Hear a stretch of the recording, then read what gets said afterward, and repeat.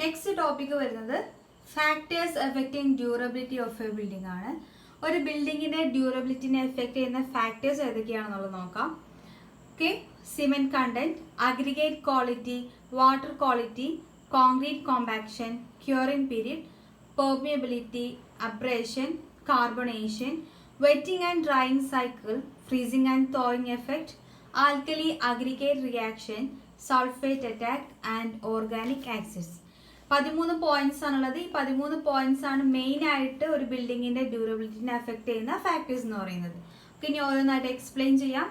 First one വരുന്നത് cement content. Okay, cement content എന്ന് പറയുമ്പോൾ നമ്മളൊരു ബിൽഡിംഗ് കമ്പോണന്റ് ഡിസൈൻ ചെയ്യുന്ന സമയത്ത് എത്ര ക്വാണ്ടിറ്റി, എത്ര എമൗണ്ട് സിമെന്റ് ആണ് യൂസ് ചെയ്യുന്നത് എന്നുള്ളത് ഡിസൈൻ ചെയ്യും. ഓക്കെ, നമ്മൾ ആവശ്യമുള്ള ആ ഒരു എമൗണ്ടിലും കുറവാണ് സിമെന്റ് യൂസ് ചെയ്യുന്നത്. കോൺക്രീറ്റിങ്ങിന് വേണ്ടിയിട്ട് യൂസ് ചെയ്യുന്ന സിമെന്റ് ആവശ്യമുള്ളതിലും കുറവ് എമൗണ്ട് ആണെന്നുണ്ടെങ്കിൽ നമ്മുടെ വാട്ടർ സിമെന്റ് റേഷ്യോ റെഡ്യൂസ് ചെയ്യും. So which leads to decrease in the workability. Okay, വർക്കബിലിറ്റിയും കൂടി ഡിക്രീസ് ചെയ്യും. ഇനി എക്സസ് എമൗണ്ട് സിമെന്റ് നമ്മൾ ആഡ് ചെയ്യാണ്, നമുക്ക് ആവശ്യമുള്ളതിലും കൂടുതൽ എമൗണ്ട് ആണ് നമ്മൾ സിമെന്റ് ആഡ് ചെയ്യണമെന്നുണ്ടെങ്കിൽ വിച്ച് ലീഡ്സ് ടു ഷ്രിങ്കേജ് ഉണ്ടാവാനുള്ള ചാൻസ് കൂടുതലാണ്.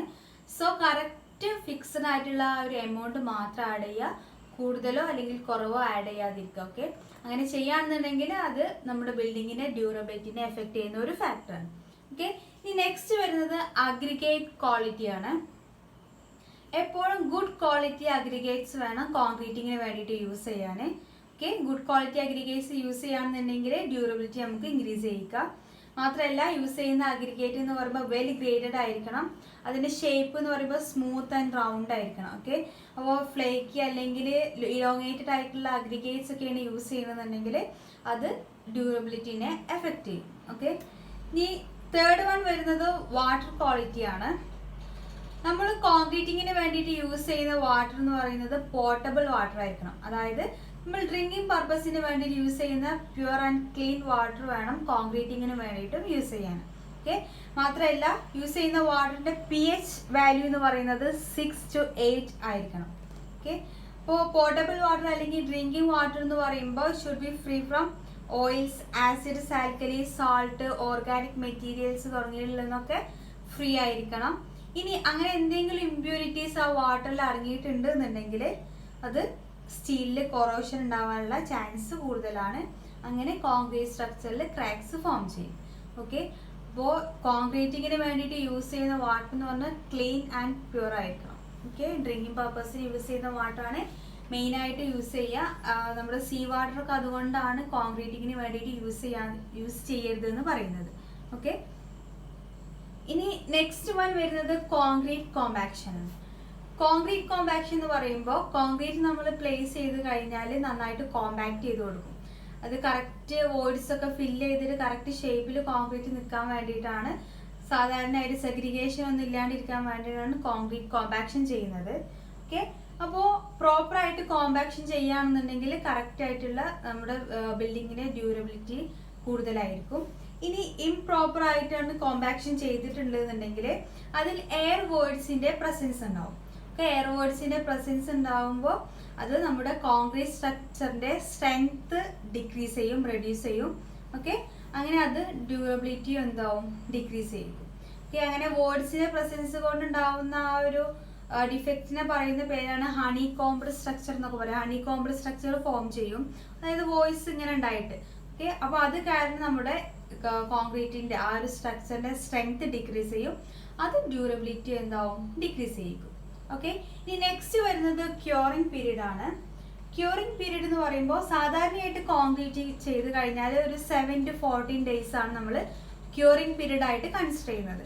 ഓക്കെ, അപ്പോൾ പ്രോപ്പർ ആയിട്ടുള്ള ക്യൂറിങ്സ് പ്രൊവൈഡ് ചെയ്യുക. ഇനി ഇംപ്രോപ്പർ ആയിട്ടാണ് ക്യൂറിങ് നമ്മൾ കൊടുക്കുന്നത്, അതായത് കറക്റ്റ് ഡേയ്സിൽ അല്ലെങ്കിൽ കറക്റ്റ് മെത്തേഡിലൊന്നും അല്ല ക്യൂറിങ് ചെയ്യുന്നതെന്നുണ്ടെങ്കിൽ അത് സ്ട്രക്ചറിൽ, അതായത് ആ കോൺക്രീറ്റ് ചെയ്ത ഹാർഡൻ ചെയ്ത ആ കോൺക്രീറ്റിൽ ക്രാക്സ് ഫോം ചെയ്യും. ഓക്കെ, ഷ്രിങ്കേജ് കാരണം ക്രാക്സ് ഫോം ചെയ്യും. അങ്ങനെ ഈ ക്രാക്സ് എന്താണ്, സ്ട്രക്ചറായിട്ടുള്ള ക്രാക്സ് ഫോം ചെയ്യുന്നതുകൊണ്ട് ബിൽഡിങ്ങിന്റെ ഡ്യൂറബിലിറ്റിനെ അത് ഡിക്രീസ് ചെയ്യും. ഓക്കെ, ഈ നെക്സ്റ്റ് വരുന്നതാണ് permeability.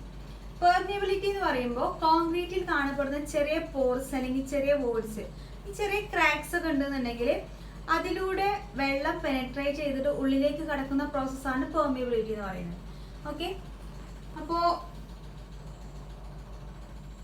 Permeability of water into concrete, ആ ഒരു കോൺക്രീറ്റിലേക്ക് വെള്ളം സ്പോർട്സിലൂടെ ഒക്കെ എൻ്റർ ചെയ്യുകയാണെന്നുണ്ടെങ്കിൽ കോൺക്രീറ്റ് സ്ട്രക്ചർ എന്താവും, എക്സ്പാൻഡ് ചെയ്യും.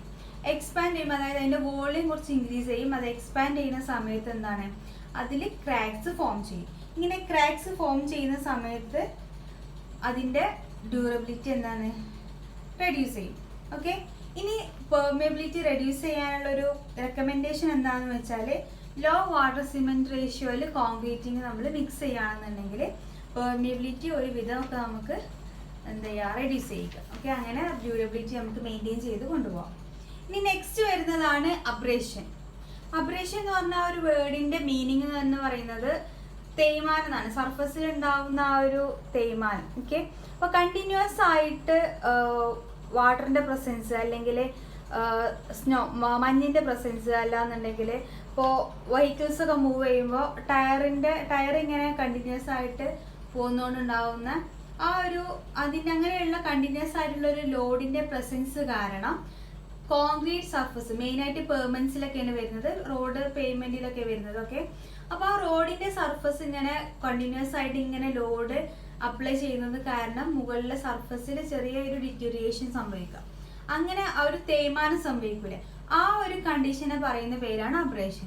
ഓക്കെ, അങ്ങനെ കണ്ടിന്യൂസ് ആയിട്ട് അബ്രേഷൻ വരികയാണെന്നുണ്ടെങ്കിൽ താഴെ നമ്മുടെ പേയ്മെൻറ്റിലൊക്കെ താഴെ കൊടുത്തിട്ടുള്ള റീഇൻഫോഴ്സ്മെൻറ്റ് അല്ലെങ്കിൽ സ്ലാബിലൊക്കെ കൊടുത്തിട്ടുള്ള റീഇൻഫോഴ്സ്മെന്റ് ഒക്കെ എന്താണ്, മുകളിലുള്ള അതായത് സർഫസിൽ വരുന്ന കോൺക്രീറ്റിന്റെ കവറ് പോവാണെന്നുണ്ടെങ്കിൽ ഈ റീഇൻഫോഴ്സ്മെന്റ് ഒക്കെ പുറത്തോട്ട് എക്സ്പോസ് ചെയ്യും.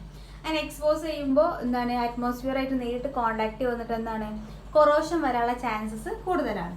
ഓക്കെ, അപ്പോൾ അബ്രേഷൻ സംഭവിക്കുകയാണെന്നുണ്ടെങ്കിൽ ആ ബിൽഡിങ്ങിന്റെ ഡ്യൂറബിലിറ്റിനെ അത് എഫക്ട് ചെയ്യും. ഓക്കെ, റെഡ്യൂസ് ചെയ്യുന്നതാണ് പറയുന്നത്. ഇനി നെക്സ്റ്റ് വരുന്നത് കാർബണേഷൻ. കാർബണേഷൻ എന്ന് പറയുന്നത് ഒരു പ്രോസസ്സാണ്. നമ്മൾ ഫ്രഷ് ആയിട്ട് പ്ലേസ് ചെയ്തിട്ടുള്ള ഒരു കോൺക്രീറ്റ് അറ്റ്മോസ്ഫിയറുമായിട്ട് കോണ്ടാക്ട് വരുമ്പോൾ, അറ്റ്മോസ്ഫിയറുമായിട്ട് എക്സ്പോസ് ചെയ്യുന്ന സമയത്ത് അറ്റ്മോസ്ഫിയറിലെ കാർബൺ ഡൈ ഓക്സൈഡ് കോൺക്രീറ്റുമായിട്ട് റിയാക്ട് ചെയ്യും. ഓക്കെ, ഈ കോൺക്രീറ്റുമായിട്ട് റിയാക്ട് ചെയ്യുന്ന ഈ ഒരു പ്രോസസ്സിനെ പറയുന്ന പേരാണ് കാർബണേഷൻ. ഇങ്ങനെ കാർബണേഷന്റെ ഫലമായിട്ട് കോൺക്രീറ്റിന്റെ pH വാല്യൂ എന്താണ്, ഡിക്രീസ് ചെയ്യും.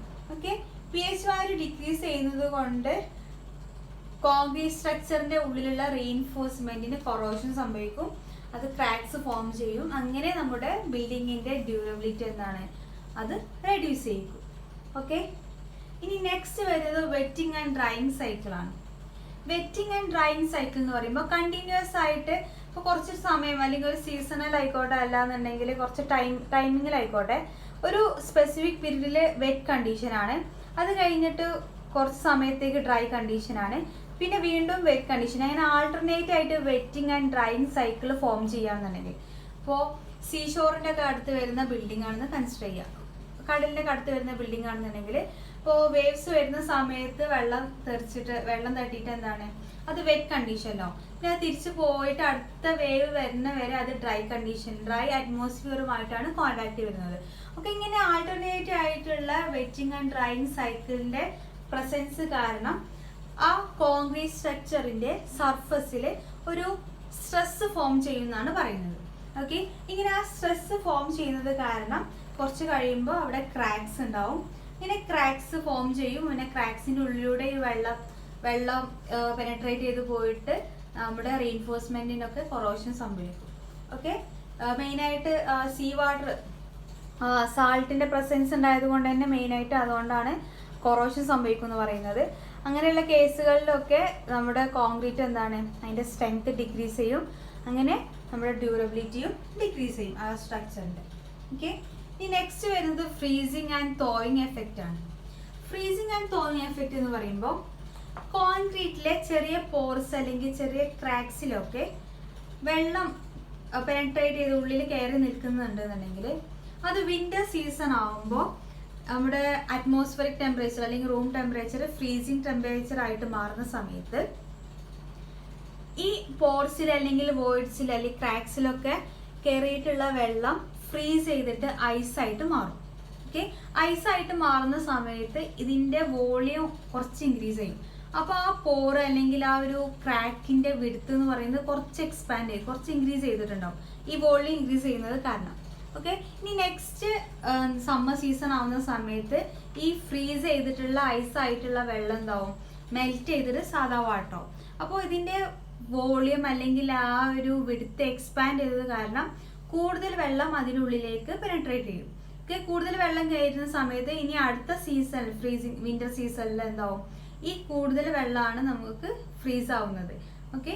അപ്പോൾ ഫ്രീസ് ആവുന്ന സമയത്ത് വീണ്ടും അതിൻ്റെ വോളിയം ഇൻക്രീസ് ചെയ്യും, അങ്ങനെ ആ ക്രാക്ക് ഒന്നും കൂടെ എക്സ്പാൻഡ് ചെയ്യും. ഇങ്ങനെ കണ്ടിന്യൂസ് ആയിട്ട് ആ ചെറുതായിട്ട് ഫോം ചെയ്ത ക്രാക്ക് അല്ലെങ്കിൽ പോർ എന്ന് പറയുന്നത് എന്താവും, വോളിയം ഇൻക്രീസ് ചെയ്ത് എക്സ്പാൻഡ് ചെയ്തിട്ട് വലിയ വലിയ ക്രാക്സ് ഫോം ചെയ്യുന്ന ആ ഒരു പ്രോസസ്സാണ്, ആ ഒരു കണ്ടീഷനാണ് എന്ത്, ഫ്രീസിങ് ആൻഡ് തോവിങ് എഫക്റ്റ് എന്ന് പറയുന്നത്. അങ്ങനെ ഫ്രീസിങ് ആൻഡ് തോവിങ് എഫക്റ്റ് ഉണ്ടാവുകയാണെന്നുണ്ടെങ്കിൽ നമ്മുടെ ബിൽഡിങ്ങിന്റെ ഡ്യൂറബിലിറ്റിനെ അത് ഡിക്രീസ് ചെയ്യും. ഓക്കെ. ഇനി നെക്സ്റ്റ് വരുന്നത് ആൽക്കലി അഗ്രിഗേറ്റ് റിയാക്ഷൻ ആണ്. ഈ ആൽക്കലി അഗ്രിഗേറ്റ് റിയാക്ഷനെ ആൽക്കലി സിലിക്ക റിയാക്ഷൻ എന്നും പറയാറുണ്ട്. ഓക്കെ. സിമെന്റിലെ ആൽക്കലി കണ്ടന്റും അഗ്രിഗേറ്റിലെ സിലിക്ക കണ്ടന്റും തമ്മിൽ ഉണ്ടാവുന്ന റിയാക്ഷൻ ആണ് ആൽക്കലി അഗ്രിഗേറ്റ് റിയാക്ഷൻ ആയിട്ട് പറയുന്നത്. ഓക്കെ. ഇങ്ങനെ ഒരു റിയാക്ഷൻ കോൺക്രീറ്റിൽ നടക്കുകയാണെന്നുണ്ടെങ്കിൽ അത് ഡ്യൂറബിലിറ്റിനെ ഡിക്രീസ് ചെയ്യും. ഓക്കെ.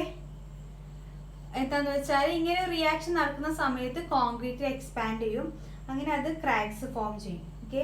അപ്പോൾ ആൽക്കലി അഗ്രിഗേറ്റ് റിയാക്ഷൻ പ്രിവെന്റ് ചെയ്യാൻ വേണ്ടിയിട്ട് മെയിനായിട്ട് ലോ ആൽക്കലി കണ്ടന്റ് ഉള്ള സിമെന്റും നോൺ റിയാക്റ്റീവ് ആയിട്ടുള്ള അഗ്രിഗേറ്റ്സും ആണ് യൂസ് ചെയ്യുന്നത്. ഓക്കെ. ഇനി നെക്സ്റ്റ് വരുന്നതാണ് സൾഫേറ്റ് അറ്റാക്ക്.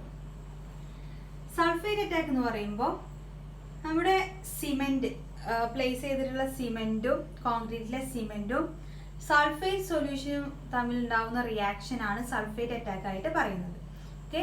സൾഫേറ്റ് സൊല്യൂഷൻ എന്ന് പറയുമ്പോൾ സൾഫേറ്റ് അയോൺസിന്റെ ഒക്കെ പ്രസൻസ്, സോഡിയം സൾഫേറ്റ് ആവാം, മഗ്നീഷ്യം സൾഫേറ്റ് ആവാം, ഇതിന്റെ ഒക്കെ പ്രസൻസ് ചിലപ്പോൾ വാട്ടറിൽ നിന്നാവാം, അല്ലെങ്കിൽ അൺവാഷ്ഡ് ആയിട്ടുള്ള അഗ്രിഗേറ്റ്സ് ആണ് നമ്മൾ യൂസ് ചെയ്യുന്നത് എന്നുണ്ടെങ്കിൽ, അല്ലെങ്കിൽ തൊട്ട് അടുത്ത് നമ്മൾ കോൺക്രീറ്റ് പ്ലേസ് ചെയ്തിട്ടുള്ള സറൗണ്ടിങ് സോയിൽസിൽ നിന്നൊക്കെ ഈ സൾഫേറ്റ് അയൺസിന്റെ ഒക്കെ പ്രസൻസ് കാരണം എന്താണ്, നമ്മുടെ സിമെന്റുമായിട്ട് റിയാക്ട് ചെയ്തിട്ടാണ് സൾഫേറ്റ് അറ്റാക്ക് ഉണ്ടാവുന്നത്.